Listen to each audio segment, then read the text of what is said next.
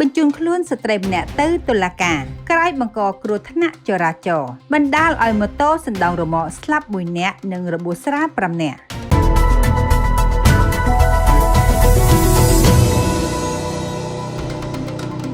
យោងតាមเพจផ្លូវការរបស់ក្រមការងារព័ត៌មាននិងប្រតិកម្មរហ័សនៃស្នងការដ្ឋាននគរបាលរាជធានីភ្នំពេញបានឲ្យដឹងថានៅថ្ងៃទី18ខែមេសាឆ្នាំ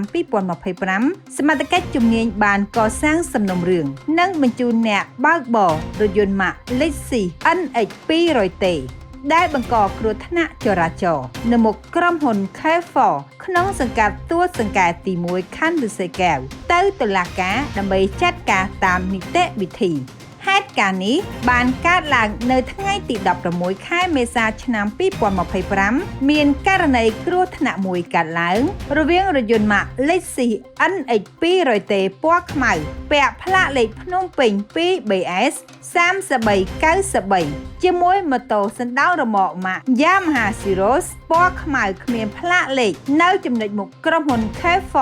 លើផ្លូវជាតិលេខ5ភូមិផ្សារតូចសង្កាត់ទួលសង្កែទី1ខណ្ឌឫស្សីកែវបណ្ដាលឲ្យភាគីខាងម៉ូតូសណ្ដោងរមាក់ស្លាប់1នាក់និងរបួសស្រាល5នាក់បន្ទាប់ពីកើតហេតុសមត្ថកិច្ចជំនាញបានឃាត់ខ្លួនអ្នកបើករថយន្តឈ្មោះថោមករាភេទស្រីអាយុ27ឆ្នាំជនជាតិខ្មែរមុខរបរលក់ដូរមានទីលំនៅបច្ចុប្បន្នផ្ទះលេខ044045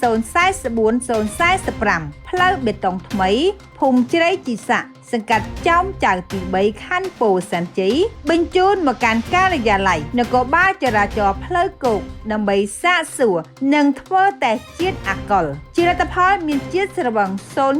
0.73 មីលីក្រាមក្នុង1លីត្រខ្យល់ហេតុការណ៍នេះឃើញកូនប្រុសជនរងគ្រោះបង្ហោះដង្ហើយស្វែងរកយុត្តិធម៌តាមបណ្ដាញសង្គមតែអ្នកបើកឡានបង្កត្រូវនគរបាលឃាត់ខ្លួននិងចាត់វិធានការតាមផ្លូវច្បាប់ហើយនាំមកជូនដោយហាងចែវវិចលក់គ្រឿងកាឡៃកាបូបស្បែកជើងនិងនាឡិកាដៃគ្រប់ប្រភេទ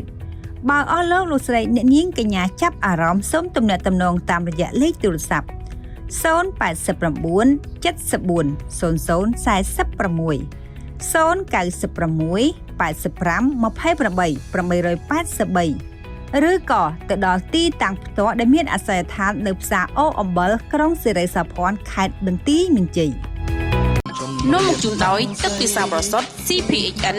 ជាទឹកបរិសុទ្ធមានរសជាតិឆ្ងាញ់ត្រជាក់ចូលចិត្តដិតអារម្មណ៍ជាកម្មសិទ្ធិរបស់សហគ្រាស CPHN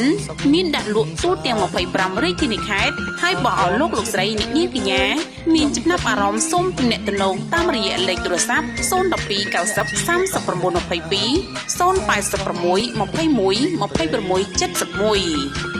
តើលោកអ្នកកំពុងតែស្វែងរកសាលាដែលប្រកបដោយគុណភាពដើម្បីទៅធ្វើការនៅប្រទេសកូរ៉េមែនទេគ្មានលទ្ធភាពបង់ថ្លៃសាលាចំណាយលើកន្លែងស្នាក់នៅចំណាយសម្បត្តិយន្តហោះនិងចំណាយលើឯកសារផ្សេងៗមែនឬទេសូមបងប្អូនអស់បារម្ភសាលាបណ្ដុះបណ្ដាលភាសាកូរ៉េវិសាលភាពអាចសម្រេចក្តីសុបិនជូនលោកអ្នកបានសាលាមានគ្រូជំនាញនិងបទពិសោធន៍ច្រើនឆ្នាំសិក្សារយៈពេលខ្លីឆាប់ចេះឆាប់យល់ធានាប្រឡងជាប់ 100% លោកអ្នកទទួលបានកញ្ចប់ការចំណាយទាំងស្រុងកន្លែងស្នាក់នៅសម្ភារៈសិក្សានិងការបណ្ដុះបណ្ដាលពេញម៉ោងរហូតបានប្រឡងជាប់និងបានទៅធ្វើការនៅប្រទេសកូរ៉េរៀនរហូតប្រឡងជាប់មិនកំណត់រយៈពេលសូមតាក់ទងមកសាលាវិសាលភាពទាំង3សាខាឥឡូវនេះ